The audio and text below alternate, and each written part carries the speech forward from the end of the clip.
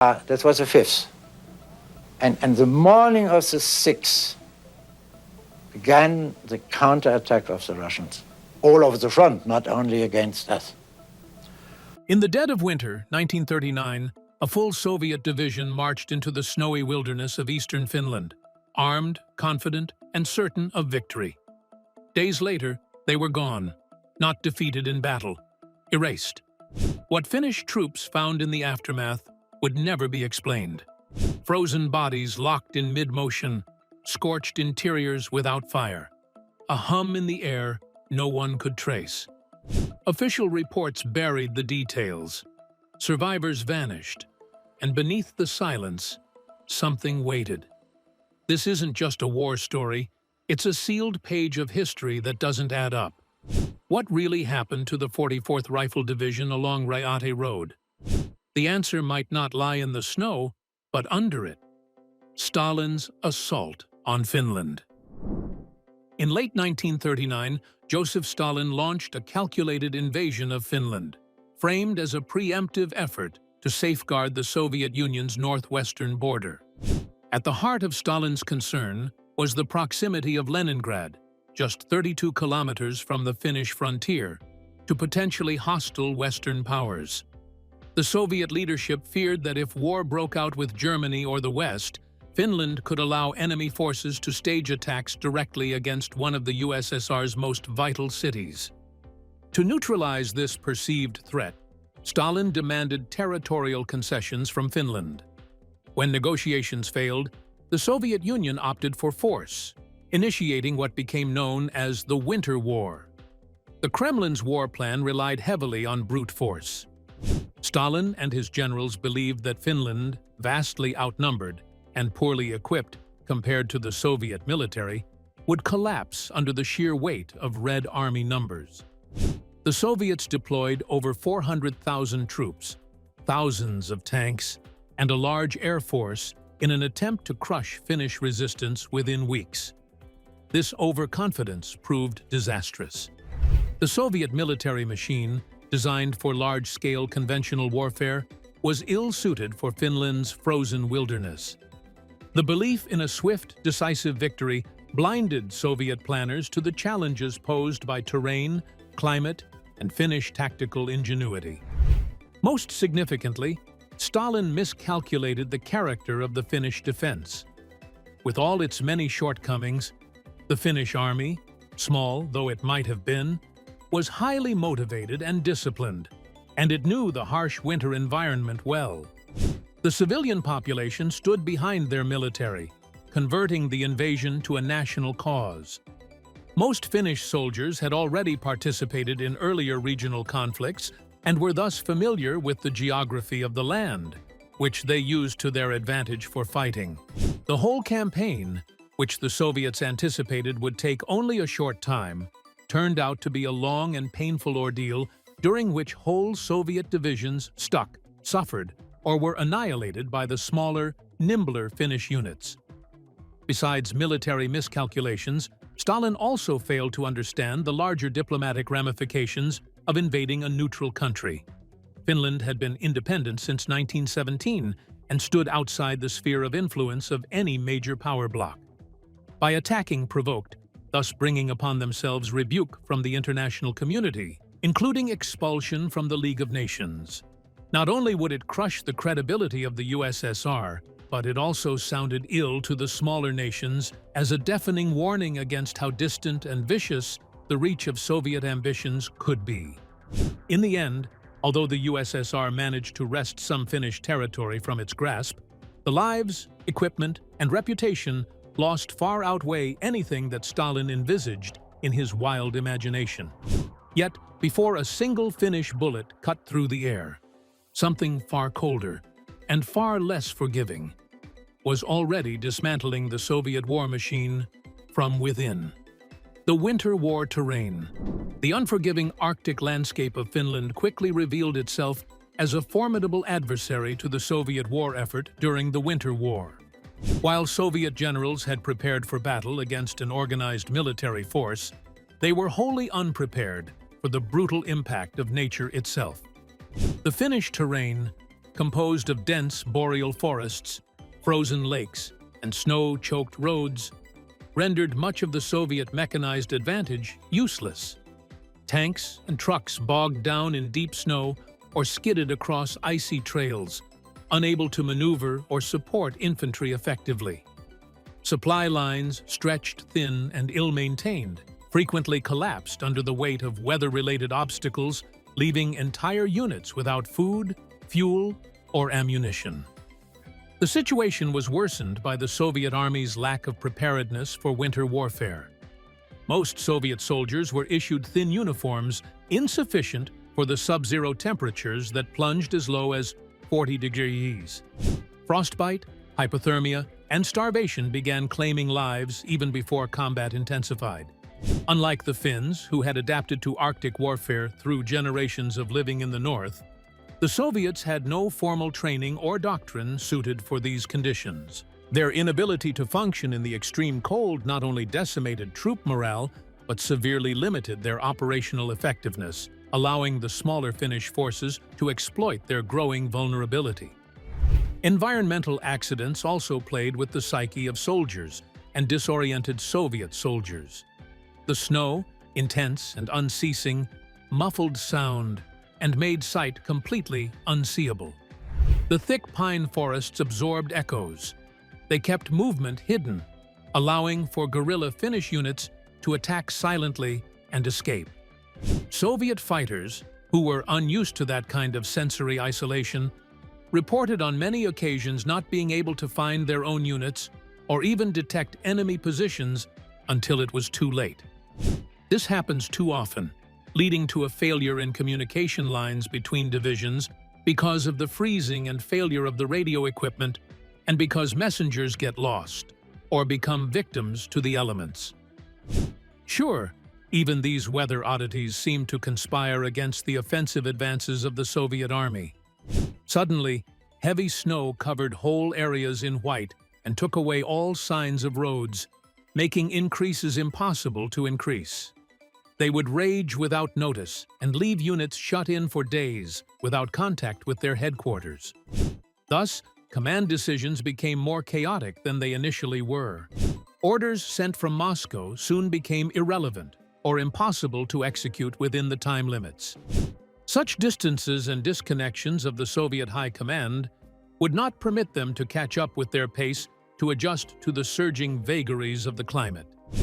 The battlefield now became not only a collision of armies, but a savage contest with nature itself. One in which the Red Army proved to be much too disaster-prone and ill-equipped for competition. The 44th Rifle Division's march. In early January 1940, during the height of the Winter War, the Soviet 44th Rifle Division was dispatched with a critical objective: to relieve the embattled 163rd Rifle Division, which had been encircled by Finnish forces near the village of Suomisalmi, often mistakenly referred to as Suomisalmi. The 163rd Division had advanced too deep into Finnish territory and found itself cut off, surrounded by agile Finnish units employing ambush tactics. The Soviet High Command believed that a fresh, well-equipped division could break through the encirclement and re-establish Soviet control in the area, thereby rescuing the stranded troops and stabilizing the front.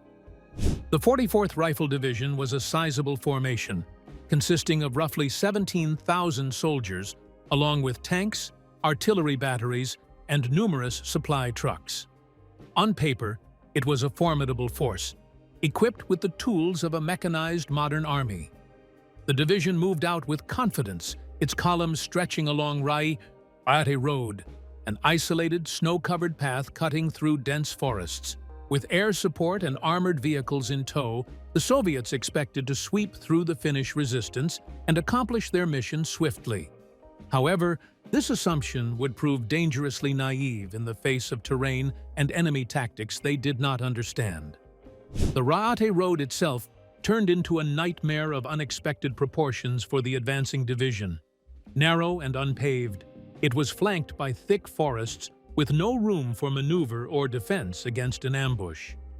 Slow movement meant vehicles were an easy target for mines or blockades.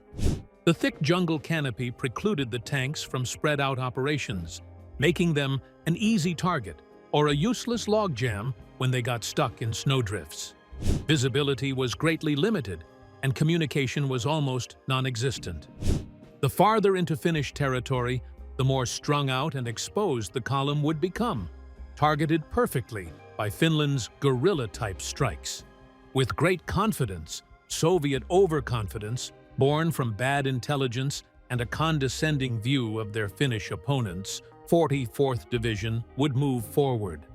On the contrary, the Soviet command had severely underestimated the degree of intensity and capability of the defenders, viewing them not even as poorly equipped irregulars, but almost more as seasoned winter fighters. That would be the basis for an unforgivable negligence in judgment. Reconnaissance was scanty, flanking security minimal. The troops advancing into the heartland of the forests were unprepared, not only logistically, but psychologically, for the stresses of prolonged engagement in forest warfare. The march to Suomussalmi would end not with rescue, but with one of the most resounding defeats in Soviet military history. One wit would call it a humiliation borne out equally by brashness and bad judgment in tactics. Guerrilla warfare and vanishing attackers. The Finnish forces confronting the Soviet invasion in 1939 were not merely reactive defenders. They were masters of unconventional warfare, who used the landscape as both weapon and shield.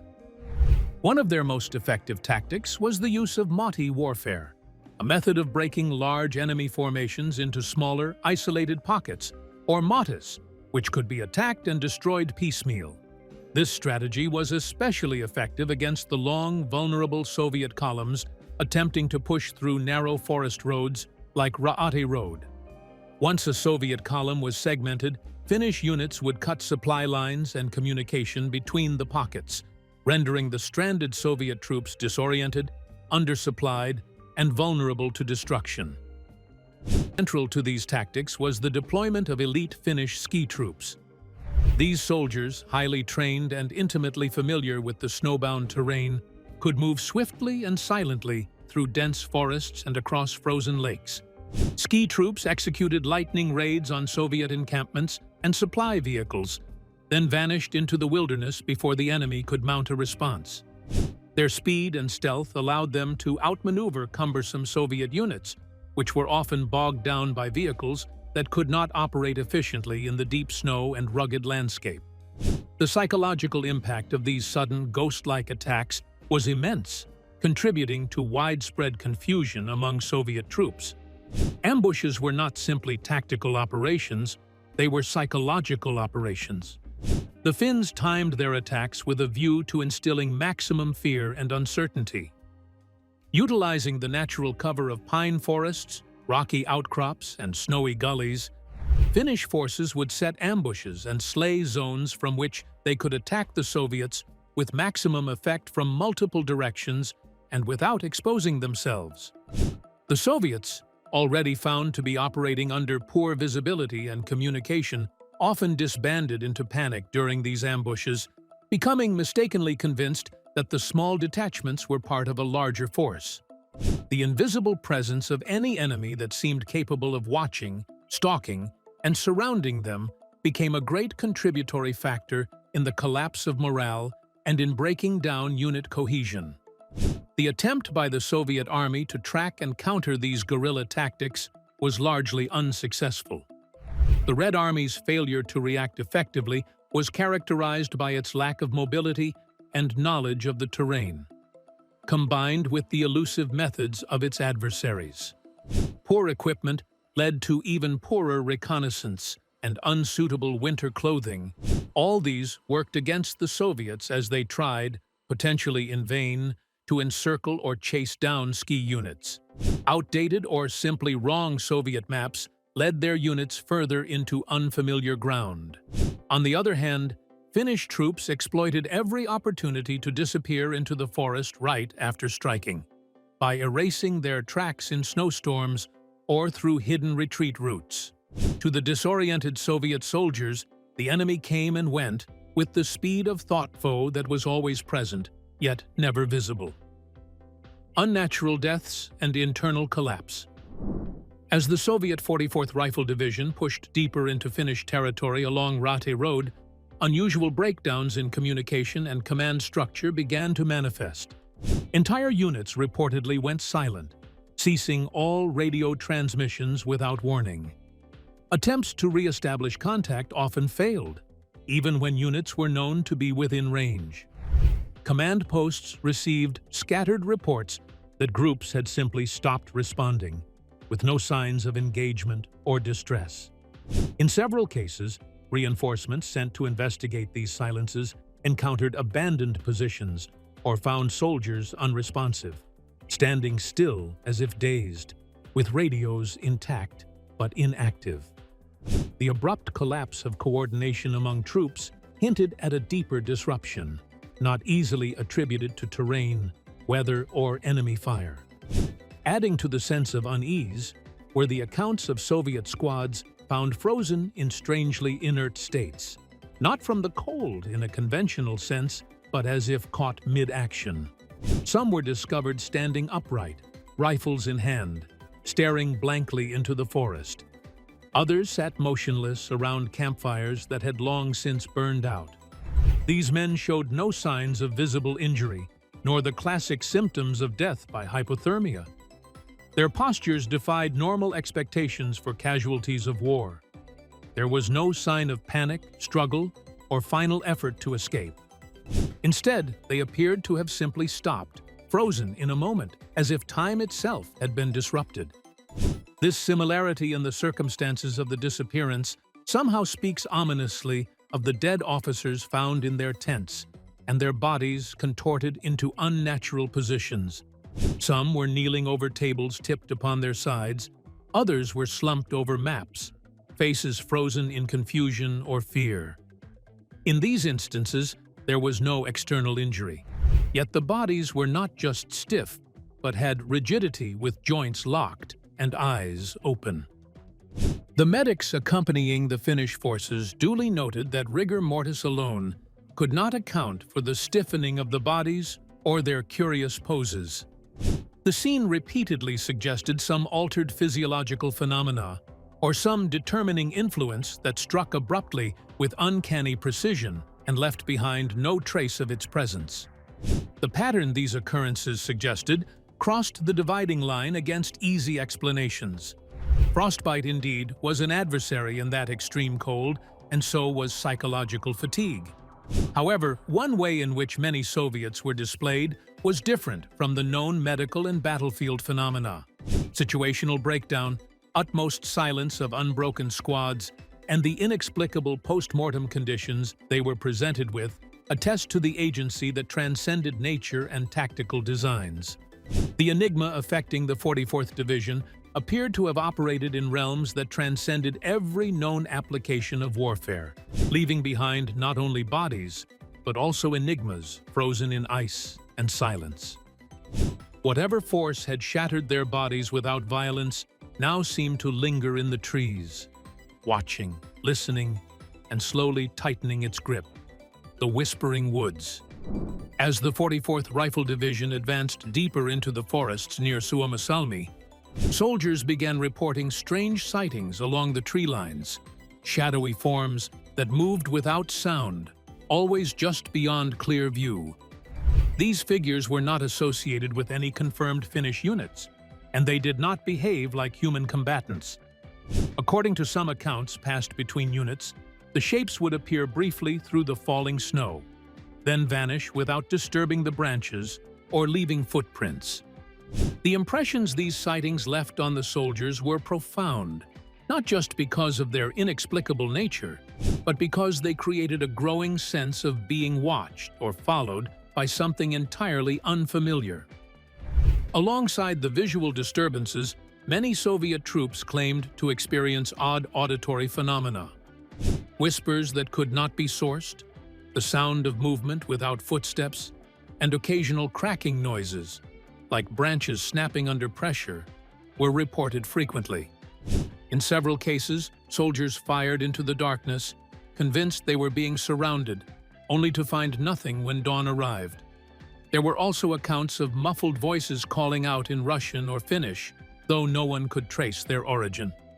Over time, these sensory experiences gave rise to rumors of hallucinations induced not by cold or stress, but by something embedded in the forest itself, something that manipulated the senses without detection. The main phenomenon concerned may have been that which seems to include low-frequency humming through the environment.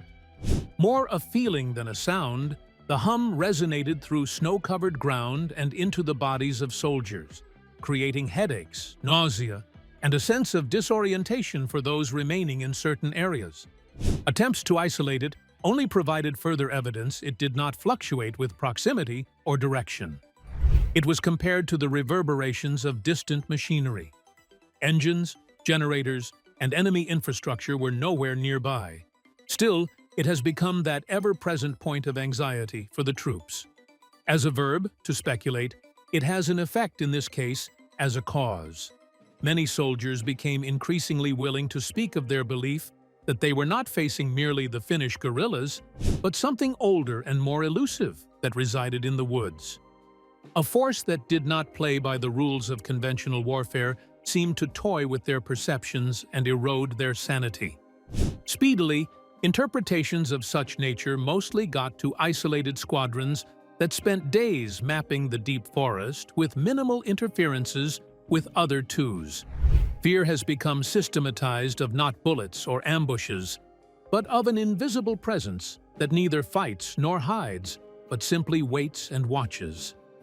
Here, defeat is inscribed in the demoralization, by the cumulative pace that begins to indicate they are likely to be facing some fundamentally alien understanding of war, the mass graves of Raate Road. When Finnish forces finally secured the area along Raate Road in mid-January 1940, they encountered a scene of devastation that defied conventional expectations of battle. Thousands of Soviet soldiers from the 44th Rifle Division lay dead across the snow-covered landscape, their bodies frozen in positions that suggested panic and sudden collapse. Some were found mid-step, their limbs stiff, faces twisted in expressions of horror or confusion, as if struck down in an instant by an unseen force. Others had fallen together in huddled groups, clutching weapons they had never fired. The pattern and placement of the corpses hinted not at a prolonged firefight, but at a catastrophic event that offered no chance to flee or resist. Among the most disturbing observations made by the Finnish troops were the signs of severe internal damage on some of the bodies, despite the complete absence of external wounds. A number of soldiers exhibited what appeared to be thermal injuries, organs scorched from within, yet their uniforms remained untouched, unburned by any fire. The strangeness of this phenomenon suggested an intense heat source that somehow bypassed the external surface, targeting the interior of the human body in a manner unfamiliar to standard wartime injuries. These effects could not be easily attributed to explosives, environmental exposure, or conventional weapons used in the conflict. The investigation into Soviet equipment wreckage thickened the mystery. Many vehicles were discovered, with their interiors blackened or melted, but without any indication of shrapnel or shell impacts or outward structural damage. The truck cabs and tank interiors were burned in a manner implying high, locally concentrated heat from the inside, but the outside remained almost intact. The engines remained warm to the touch, as the lifeless bodies of their drivers lay cold beside them. This selective destruction bewildered Finnish observers, raising questions about the nature of a force that had ruined these machines without any visible signs usually left in a battle. A strange smell lingered in the entire battlefield, sharp, metallic, and described by many as resembling copper burning or electrical discharge. It clung to the wreckage, floated through the trees, and seemed impervious to the cold air that otherwise dulled every other scent. Unlike the smell of putrefaction or cordite one would typically encounter on a battlefield, this particular smell bore no abundant sources of origin. Finnish soldiers recounted feeling sick or dizzy after prolonged exposure, and others felt that the very air was somehow charged or electrically unstable. The events of Raate Road, whatever may have transpired, left far-reaching possibilities of destruction, a charged atmosphere, an imprint of something far more complex and elusive than an unfortunate military operation. The Obsidian Blood. As Finnish forces advanced through the aftermath of the Soviet collapse along Raate Road, they began to observe a series of oddities that stretched beyond the chaos of combat.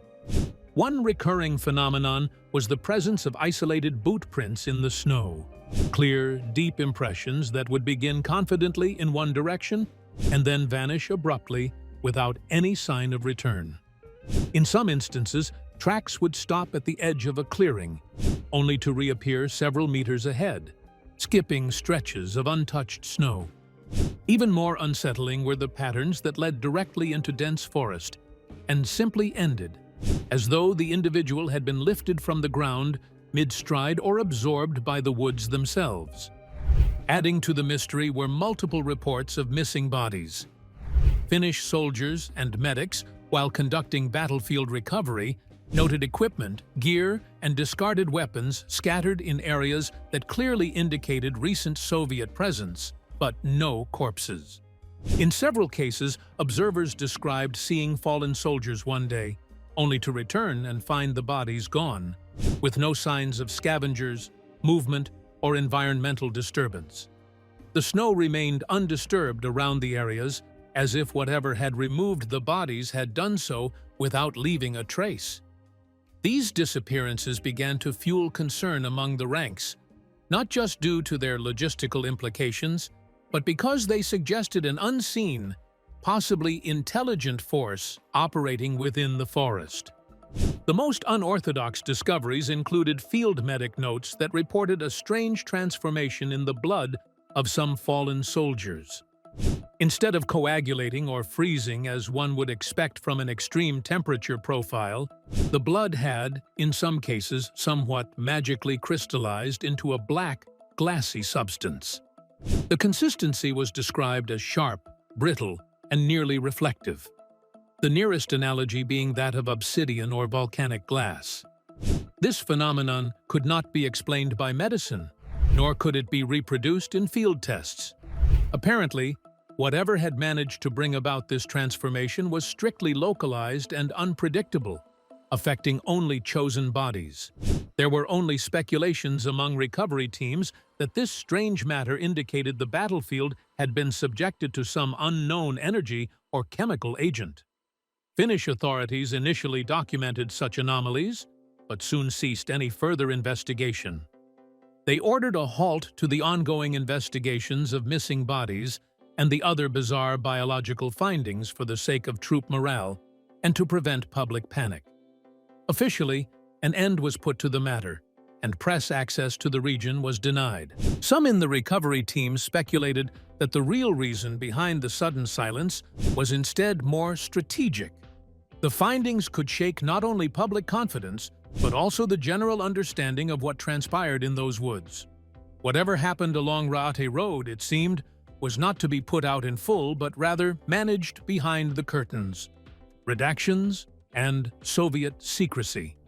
In the weeks following the Soviet defeat along Raate Road, high-ranking Soviet officials moved quickly to control the narrative and limit access to the site. Recovery teams sent to the area were placed under strict orders to focus exclusively on the retrieval of equipment and standard remains, with no authorization to investigate unexplained battlefield anomalies. Certain sectors of the terrain were declared off-limits, and units were rotated out before full surveys could be completed. Reports that deviated from approved explanations were reportedly intercepted and confiscated, and field investigators who documented irregularities were reassigned without explanation. The response from command was swift and clinical, an effort not only to retrieve what had been lost, but to erase anything that might undermine the official version of events. Survivors from the 44th Rifle Division, those few who had managed to escape the encirclement, were promptly detained upon return for extensive debriefings. While this was not unusual in wartime, What followed raised concerns even within military circles. The majority of these soldiers were never reassigned or returned to service. Instead, their identities quietly disappeared from records, and their testimonies were never made public. Some speculated that the survivors had witnessed something during the collapse that made their silence a matter of state importance. Whether their fates were administrative or deliberate, the lack of transparency surrounding their disappearance became yet another layer of secrecy surrounding the event. The Soviet government publicly reported a sanitized version of the battle's outcome, placing the blame for the defeat of the 44th Division on extreme winter conditions, overextended logistics, and the Finnish resistance, all skilled and determined elements. Some documents mentioned sabotage by foreign agents or desertion under extreme pressure. Those consignments were a little too convenient. They did not explain the more puzzling elements with which the soldiers were confronted on the battlefield, elements that were wholly omitted from the official accounts. All references, even in the field report, to strange injuries, mass psychological breakouts, or missing bodies, were scrubbed before the reports were archived. This was a coordinated message for the success of both domestic propaganda and international optics, perhaps trying to convey that the defeat was tragic, but within the constraints of classical warfare. Nevertheless, internal memos emerged later through declassified documents that suggested that not all Soviet officials accepted the official story. Some files contained mentions of anomalous battlefield conditions and non-standard casualties, although much of the language was vague or redacted. One memo attributed to a senior general cryptically stated, "This was not a defeat. This was something else." Other memos suggested the existence of unknown energy fields, cognitive disruption, and unexplained battlefield effects. But these notes stopped short of drawing any conclusions, and their tone and omissions reveal there were some deeper uncertainties among the Soviet high command. An understanding that long after the last rifle fell silent, the ground beneath Raate Road was still holding secrets, and something below had just started to stir. The 2024 expedition. In early 2024, a multidisciplinary expedition returned to the remote site of Raate Road, aiming to re-examine the region using cutting-edge technology unavailable to previous generations. Sponsored by the Finnish Ministry of Culture in collaboration with private scientific groups, the team deployed ground-penetrating radar, high-resolution satellite imaging, and electromagnetic sensors to map the terrain in unprecedented detail. Almost immediately, unusual subsurface anomalies began to appear: geometric voids, energy distortions, and oddly consistent magnetic fields deep beneath the ice. These readings were centered around what had once been the Soviet command position during the 1940 campaign, drawing immediate attention from the research team. As excavation progressed, the team made several discoveries that defied ordinary geological explanation. Patches of vitrified sand, ordinarily formed only under extreme concentrated heat, were found layered just beneath the frost line. Nearby, naturally non-magnetic rocks were found to hold faint magnetic charges, clustered irregularly around the former Soviet encampment. Most striking of all was the discovery of a buried metallic fragment, still faintly pulsing with internal energy. The object was warm to the touch, despite the sub-zero surroundings, and its surface exhibited no signs of corrosion or age-related degradation. Some members of the team began to speculate that this fragment had been at the epicenter of whatever event had disrupted the Soviet advance. An orb was discovered days later, the largest and smoothest orb in the world, approximately 3 feet in diameter, beneath some extraordinary compacted layers of ice and soil. Very faint energy rings were obtainable around the orb, with odd, strange symbols on its surface, comprehended as some sort of stylization of Cyrillic. The orb's design and composition were foreign to all known technologies of Soviet manufacture and could not be dated with standard carbon or metallurgy testing. Some researchers even proffered that Low-frequency vibrations or electromagnetic pulses from the orb were passed onto the human brain, interfering with all sorts of neurological functions, and hence leading to the working theory that the 44th Division had not actually lost a battle, but had been incapacitated inside a phantom field of resonance. If this story left you with more questions than answers, you're not alone. Drop your thoughts in the comments. What do you think really happened in those frozen woods? Don't forget to like the video, subscribe for more forgotten mysteries, and hit the bell so you never miss an upload. And if you're ready for another chilling tale, click the next video on your screen now.